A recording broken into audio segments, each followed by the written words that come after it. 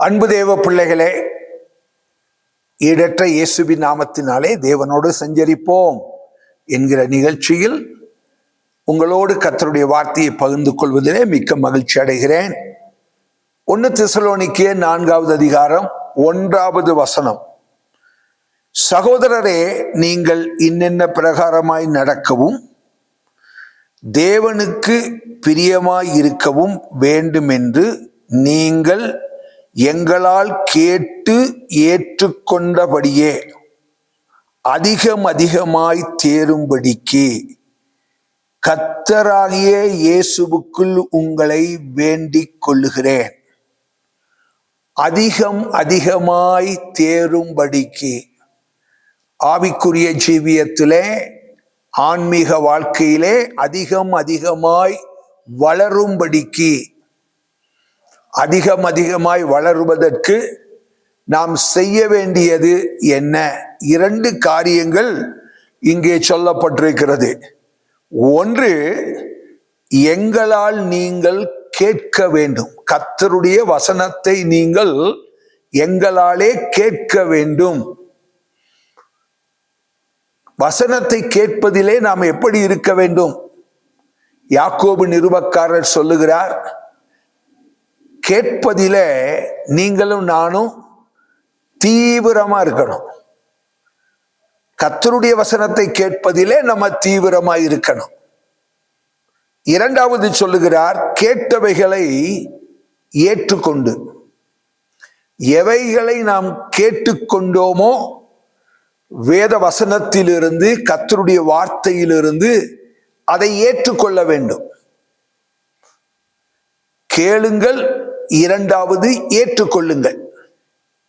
அப்படி நாம் கேட்டு ஏற்றுக்கொள்ளும் போது நம்முடைய வாழ்க்கையில நாம் இருப்பதை காட்டிலும் அதிகமாய் வளர முடியும்.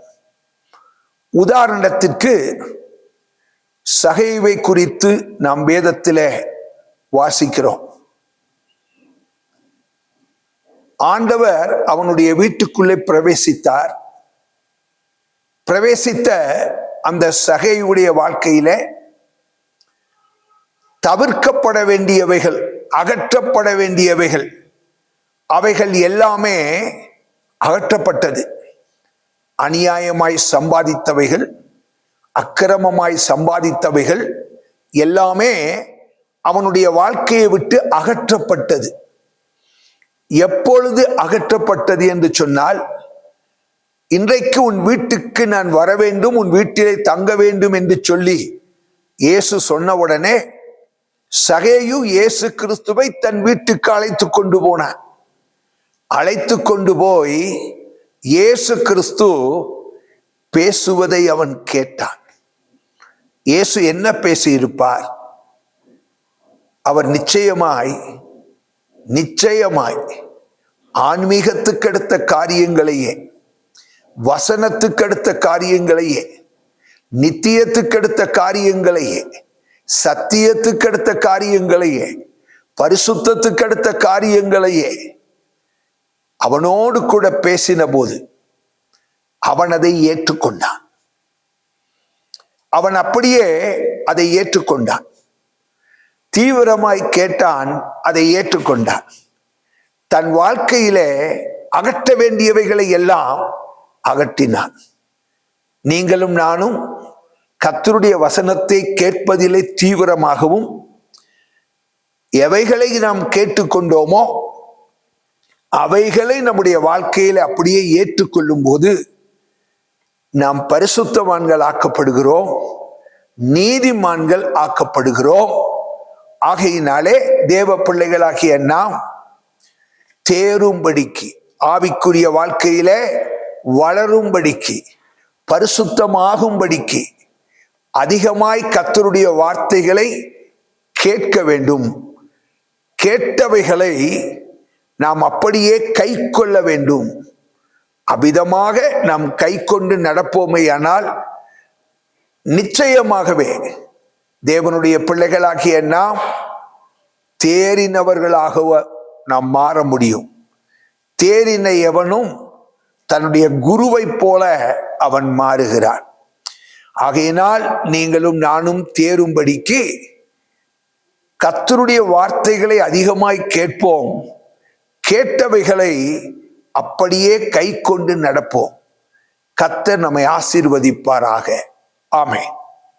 மகா இரக்கமுள்ள எங்கள் அன்பின் ஆண்டவரே, உம்முடைய பிள்ளைகளாகி எங்களுக்கு நீர் கொடுத்த நல்ல ஆலோசனைக்காக உங்களை நன்றியோடு கூட துதிக்கிறோம். இப்பொழுதும் உங்க வார்த்தைகளை நாங்கள் கேட்டோம்.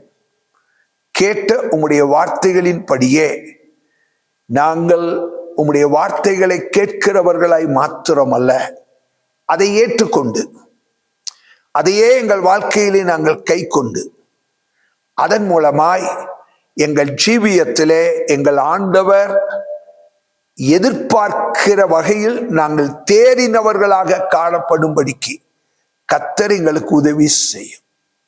வசனத்தை கேட்ட உங்க பிள்ளைகளை கர்த்தர் நீர் ஆசீர்வதிப்பீராக. இயேசுவின் நாமத்தில் பிதாவே, ஆமென். God bless. கர்த்தர் உங்களை ஆசீர்வதிப்பாராக. ஆமென்.